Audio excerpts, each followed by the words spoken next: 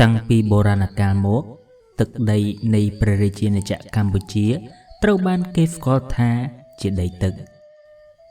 ជីវិតវប្បធម៌និងអរិយធម៌ខ្មែរមិនអាចបំបែកចេញពីខ្សែទឹកនៃទន្លេមេគង្គទន្លេសាបនិងទន្លេបាសាក់បានឡើយទន្លេទាំងនេះមិនត្រឹមតែជាប្រភពនៃជីវិតផ្ដល់នូវដីដ៏មានជីវជាតិនិងត្រីដ៏សម្បូរបែបប៉ុណ្ណោះទេប៉ុន្តែវាក៏ជាឃ្លាំងផ្ទុកនូវរឿងរ៉ាវអាថ៌កំបាំងជំនឿអរូបីនិងរឿងព្រេងនិទានរាប់មិនអស់ដែលត្រូវបានបន្សល់ទុកពីជំនាន់មួយទៅជំនាន់មួយ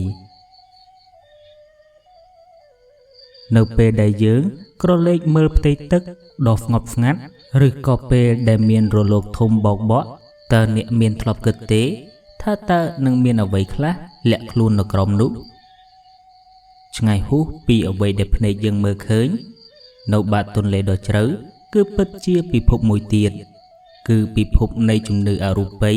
និងអាថ៌កំបាំងដែលបុព្វបុរសយើងតែងតែគោរពកោតខ្លាចហើយថ្ងៃនេះខ្ញុំនឹងលើកចែកជូននៅជំនឿទាំង4ដែលខ្មែរយើងតែងតែជឿថានឹងមាននៅក្នុងដែនទឹកនៃប្រទេសកម្ពុជាយើងកុំឲ្យខាតពេលយើងមកស្វែងយល់នៅជំនឿទី1គឺតាក់ទងជាមួយនឹងឋានភពជង្នាកជំនឿដ៏ធំបំផុតនិងចាក់ឫសជ្រៅបំផុតនៅក្នុងផ្នត់គំនិតខ្មែរដែលតាក់ទងទៅនឹងទន្លេគឺជំនឿលើស្ដេចនាគឬក៏ស្ដេចភពជង្នាកគេជឿជាក់ថាបាតទន្លេមេគង្គដ៏ធំល្វឹងល្វើយគឺជាច្រកទ្វារឬក៏ជាទីតាំងនៃវាំងនាគជាបរមរាជវាំងនៅក្រោមទឹកដ៏ធំស្កឹមស្កៃរឿងព្រេងនិងការគោរពអំពីនាគត្រូវបានចាត់ទុកថាជាអធិបតីនៃទឹកជាអ្នកបង្កើតឲ្យមានភ្លៀងនិងជាអ្នកការពារទឹកដីរឿងព្រេងជាច្រើនដំណាលថាខ្មែរយើងមានដើមកំណើតពីការផ្សំផ្គុំរវាងព្រះថោងនិងនាងនាគដូចនេះនាគមិនត្រឹមតែជាសត្វក្នុងទេវកថាទេតែជាបុព្វបុរសខ្មែរដែលជាអ្នកបង្កើតដែនសវណ្ណនេះដំបូងគេបំផុតបាតុភូតនិងអាថ៌កំបាំងផ្សេងៗអ្នករស់នៅតាមដងទន្លេឬក៏អ្នកនេសាទដែលមានបទពិសោធន៍ច្រើនតែងតែដំណើររឿងអំពីបាតុភូតចម្លែកពួកគេអះអាងថាពេលខ្លះនៅយប់ងងឹតឬក៏ពេលមានព្យុះភ្លៀងធំគេធ្លាប់ឃើញពន្លឺនាគឬក៏ស្រកានាគភ្លឺផ្លេកៗនៅលើផ្ទៃទឹកទីតាំងទឹកហូរគួចខ្លាំងៗដែលគេហៅថាអន្លង់ត្រូវបានគេជឿថាគឺជាទ្វារចុះទៅកាន់វាំងនាគដែលមនុស្សធម្មតាមិនអាចទៅដល់ឡើយការបន់ស្រន់រាល់ពេលធ្វើដំណើរតាមទូកឬចាប់ផ្ដើមការនេសាទបុរាណតែងតែមានការបន់ស្រន់ឧទ្ទិសដល់ស្ដេចនាគនិងម្ចាស់ទឹកដើម្បីសុំសេចក្តីសុខកុំឲ្យមានគ្រោះថ្នាក់អ្វីកើតឡើងចំណែកឯជំនឿទី2គឺគេជឿថានៅក្រោមទឹកគឺមានកំណប់ទ្រព្យដែលត្រូវបណ្ដាសាប្រវត្តិសាស្ត្រដ៏យូរលង់របស់កម្ពុជាពោរពេញទៅដោយសង្គ្រាមការផ្លាស់ប្ដូររាជធានីនិងគ្រោះធម្មជាតិជំនឿដ៏ទាក់ទាញមួយគឺរឿងរ៉ាវអំពីទីក្រុងឬក៏ប្រាសាទដែលលិចទឹកនៅបាតទន្លេរឿងរ៉ាវនៃមហាសម្បត្តិគេជឿថាកាលពីសម័យសង្គ្រាមឬពេលមានការរត់ភៀសខ្លួននាវាឬសំពៅធំដែលផ្ទុកមាសប្រាក់វត្ថុបុរាណឬក៏រតនសម្បត្តិរបស់រាជវង្សបានលិចនៅកណ្ដាលទន្លេកំណប់ទ្រព្យទាំងនេះត្រូវបានគេជឿថានៅតែដេកស្ងៀមស្ងាត់នៅឯបាតទន្លេរងចាំអ្នកមានបារមីទៅរកឃើញការការពារដោយពពុះអរូបអាថ៌កំបាំងមិនមែនត្រឹមតែជាកំណប់ទេតែជាអ្នកយាមកំណប់នោះគេជឿយ៉ាងមុតមមថាទ្រព្យសម្បត្តិទាំងនោះត្រូវបានយាមដោយព្រលឹងរបស់ម្ចាស់ដើមឬក៏អារក្សអ្នកតាទឹកដែលមិនអនុញ្ញាតឲ្យនរណាម្នាក់មកយកដោយងាយៗនោះឡើយមានរឿងនិទានជាច្រើនអំពីអ្នកដែលព្យាយាមរាវរកកំណប់ហើយត្រូវបានជួបនឹងគ្រោះថ្នាក់ចម្លែកដូចជាឈឺថ្កាត់ធ្លាក់ទឹកស្លាប់ឬជួបព្យុះភ្លៀងដោយគ្មានមូលហេតុបើនិយាយអំពីប្រាសាទលិចទឹកនៅតំបន់ខ្លះដូចជាទន្លេសាបពេលទឹកស្រកគេអាចឃើញគ្រឹះឬក៏ថ្មប្រាសាទបុរាណ Rừng ní nóm oi miên chùm nư thá Thọp miên à rây thô Rư có miênប្រផាត់ធំធំដែលត្រូវបានទឹកជំនន់ធំលេបត្របាក់ចូលទៅបាតទន្លេអស់ជំនឿទី3ទាក់ទងនឹងព្រលឹងអ្នកលង់ទឹកឬក៏ជំនឿខ្មោចទឹកបាតទន្លេគឺជាទីកន្លែងដ៏ត្រជាក់និងស្ងប់ស្ងាត់ក៏ប៉ុន្តែជាទីកន្លែងដែលពោពេញទៅដោយភាពសោកសៅផងដែរ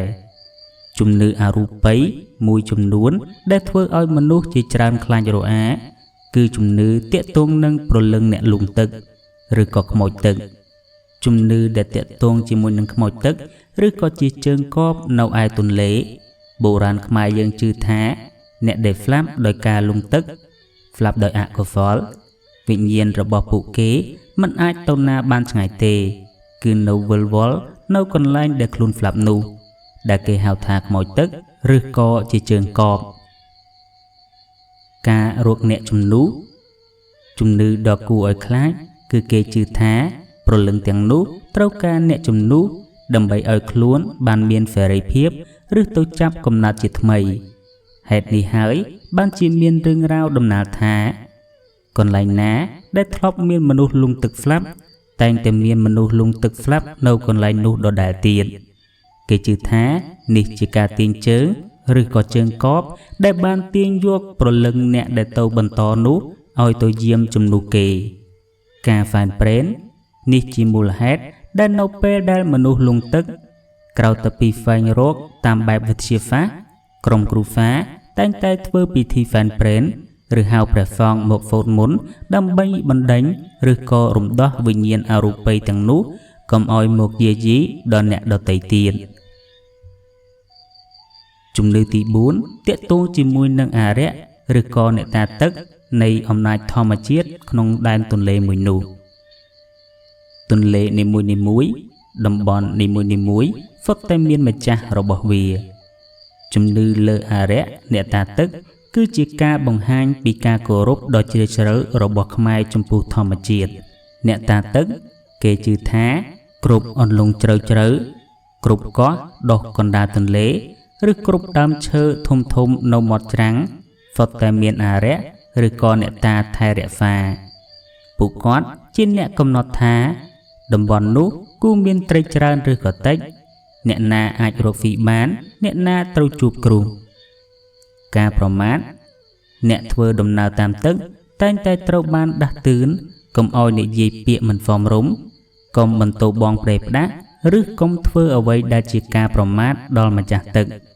ការប្រមាថទាំងនេះអាចនាំឲ្យមានគ្រោះថ្នាក់ដូចជាលិចទូកព្យុះភ្លៀងឬក៏រកត្រីមិនបានពិធីឡើងអ្នកតានៅតំបន់ខ្លះមុនរដូវវស្សាចាប់ផ្ដើមឬក្នុងពេលមានគ្រោះរាំងស្ងួតប្រជាជនតែងធ្វើពិធីឡើងអ្នកតាឬរៀបចំក្រុងពេលីនៅមាត់ទន្លេដើម្បីសុំទឹកភ្លៀងនិងសុំឲ្យម្ចាស់ទឹកម្ចាស់ដីបើកផ្លូវឲ្យត្រីចូលមកក្នុងមួងឬក៏សំណាញ់របស់ពួកគេសរុបមកវិញតើឋានភិតជុងនេះគឺពិតជាមានឬទេតើព្រលឹងខ្មោចទឹកពិតជាធ្លាប់បានទាញអូសមនុស្សឲ្យលង់ទឹកបន្ថែមទៀតមែនទេហើយតើគំនប់ទ្រព្យនៅក្នុងបាតទន្លេកំពុងរងចាំនរណាម្នាក់មែនទេ